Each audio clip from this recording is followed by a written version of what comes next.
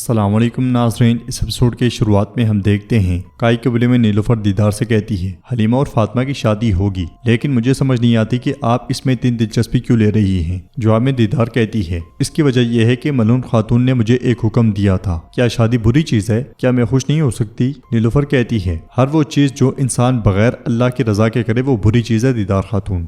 جواباً دیدار کہتی ہے آپ ٹھیک کہتی ہیں، آپ مختلف خون رکھتی ہیں، آپ کے اپنے قوانین ہیں، جتنے بھی سال گزر جائیں آپ ہمیں کبھی نہیں سمجھ پائیں گی، لیکن مجھے لگتا ہے کہ آپ کو لڑکیوں کے ذہنوں میں یہ خیال نہیں ڈالنا چاہیے اور انہیں وہ مواقع چھوڑنے پہ مجبور نہ کریں جو ان کے انتظار میں ہیں۔ نیلوفر کہتی ہے اگر وہ نہ چاہیں تو کوئی ان کی شادی نہیں کروا سکتا۔ دیدار کہتی ہے کیا آپ کو لگتا ہے کہ آپ ان کی ماں ہیں نیلوفر خاتون؟ تو نیلوفر کہتی ہے اگرچہ میں ان کی ماں نہیں ہوں لیکن وہ میرے لیے بہنوں سے بڑھ کر ہیں، میں کبھی کسی کو انہیں دکھی نہیں کرنے دوں گی، چاہے وہ کوئی بھی ہو، میں اس کے خلاف کھڑی ہوں گی۔ یہ کہتے ساتھ ہی نیلوفر چلی جاتی ہے۔ ادھر ہم دیکھتے ہیں کہ رات کے وقت اورحان نے اپنے ساتھیوں کے ساتھ ساحل سمندر پہ گات لگائی ہوتی ہے کہ اسی لمحے انہیں بحری جہاز آتے ہوئے دکھائی دیتے ہیں۔ خلیل کہتا ہے حضور کم از کم 15 جہاز ہیں، تو اورحان کہتا ہے اگر کوئی فوج بھی یہاں آئے تو صرف موت ہی ان کا استقبال کرے گی، سپاہیوں کو اطلاع دو جب فوجی زمین پہ قدم رکھیں گے تو ہم حملہ کریں گے۔ اسی لمحے حلیمہ وہاں پہنچتی ہے اور کہتی ہے بھائی مجھے آپ بلانا بھول گئے تھے۔ اورحان اس سے کہتا ہے اگر میں بھول بھی جاؤں تو کیا فرق پڑتا ہے، تم ہمیشہ آ کر مجھے ڈھونڈ لیتی ہو،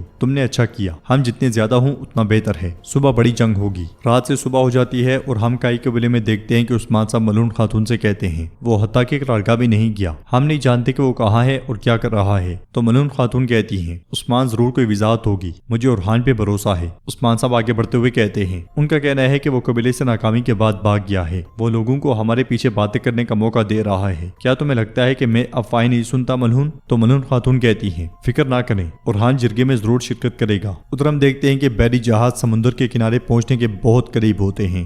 سمندر کے کنارے بازنطینی سپاہیوں میں کچھ اورحان کے سپاہی بھی گھسے ہوتے ہیں جو بارود ایک طرف اکٹھا کر کے رکھ دیتے ہیں اور جب انہیں موقع ملتا ہے وہ زمین پہ بارود گراتے ہیں۔ بارود صحیح طرح سے پھیل جانے کے بعد وہ موقع دیکھتے ہیں اور آگ بارود پہ گرا دیتے ہیں جس کی وجہ سے وہاں زوردار دھماکے ہوتے ہیں۔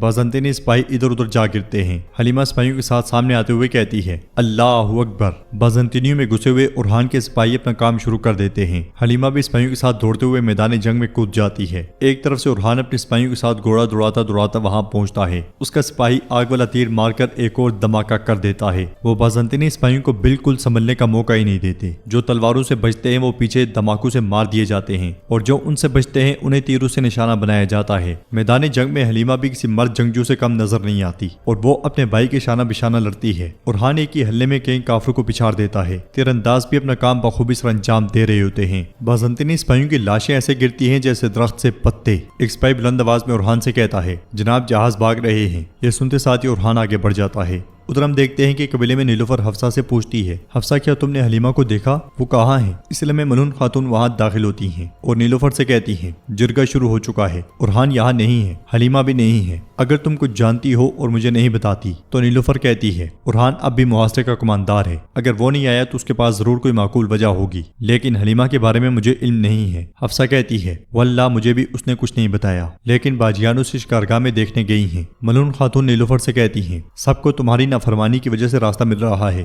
دعا کرو کہ میری بیٹی کے ساتھ کچھ غلط نہ ہو ورنہ تمہیں بہت کچھ سہنا پڑے گا۔ یہ کہتے ساتھ ہی ملعون خاتون چلی جاتی ہیں۔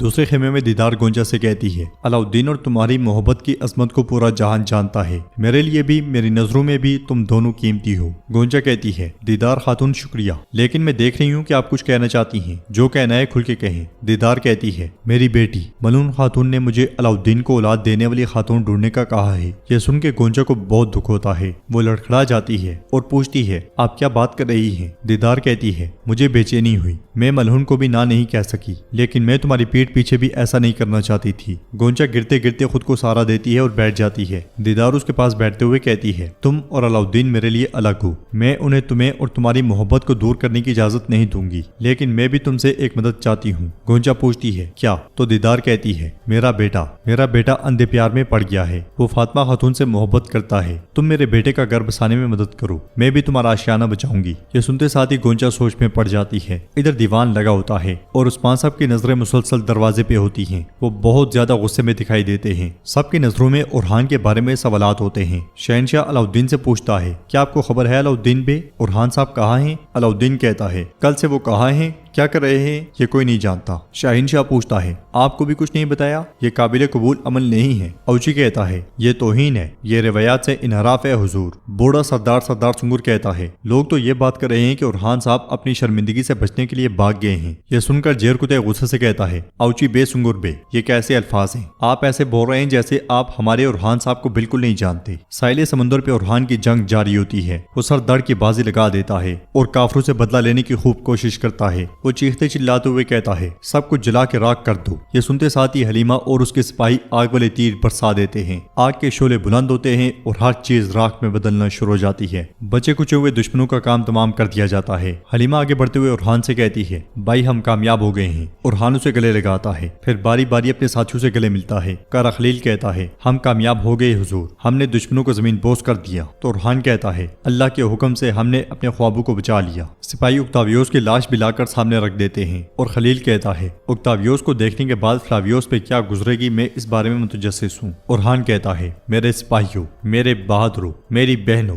بورسا میں ہاری کی جنگ آج یہاں دشمن پہ کاری ضرب لگانے کے بعد ہم جیت چکے۔ محاصرہ جاری رہے گا، بورسا میں گندم کا ایک دانہ بھی داخل نہیں ہوگا۔ بورسا کے مقدر میں ترکوں کا وطن بننا لکھا ہے اور انشاءاللہ یہ سعادت ہمیں نصیب ہوگی۔ سب یک زبان ہو کر کہتے ہیں انشاءاللہ حضور انشاءاللہ، اللہ اکبر اللہ اکبر۔ ادھر دیوان میں سردار عبداللہ کہتا ہے ہم کب تک انتظار کرتے رہیں گے حضور؟ تو علاؤدین کہتا ہے جب تک ضروری ہوا تب تک۔ اوچی کہتا ہے ہم نے اتنا زیادہ انتظار کیا، کیا کافی نہیں ہے؟ جرکتائی چلاتے ہوئے کہتا ہے تمہاری عثمان صاحب کے سامنے اوقات ہی کیا ہے؟ تو اوچی کہتا ہے یہ اجلاس ہے، یہاں ہر کسی کو۔ عثمان صاحب ہاتھ کے اشارے سے سب کو خاموش کرواتے ہیں اور کہتے ہیں اوچی صاحب آپ ٹھیک کہہ رہے ہیں، جرگہ وہ جگہ ہے جہاں عوام کی آواز بلند ہوتی ہے، یہ وہ جگہ نہیں جہاں وسوسوں کی بنیاد پہ حکم چلایا جائے۔ ارحان نہیں ہے لیکن یہ لیے جانے والے فیصلے میں رکاوٹ نہیں ہے۔ شہنشاہ ایک دم سے کہتا ہے حضور اگر ایسا ہے تو آپ کا فیصلہ کیا ہے؟ ادھر گورنر ساروز اور فلاویوس سپاہیوں کے ساتھ اس مقام پہ پہنچتے ہیں جہاں سے انہوں نے سامان اٹھانا تھا، لیکن وہاں پہ سامان تو نہیں لیکن لاشیں اٹھانے کے لیے بہت ملتی ہیں۔ یہ دیکھ کے فلاویوس کو بہت غصہ آتا ہے اور ساروس کہتا ہے خدا وند کہ تم پر لعنت ہو ترکو۔ فلاویوس کی نظریں مسلسل اپنے بھائی کی تلاش میں ہوتی ہیں۔ وہ گھوڑے سے اترنے کے بعد آگے بڑھتا ہے، وہ چلاتے ہوئے اکتاویوس اکتاویوس پکارتا ہے اور آخر کار اس کی نظر اس کے بھائی کی لاش پہ جا ٹھہرتی ہے۔ وہ گرتے پڑتے اس کے پاس جاتا ہے، اکتاویوس اکتاویوس اکتاویوس۔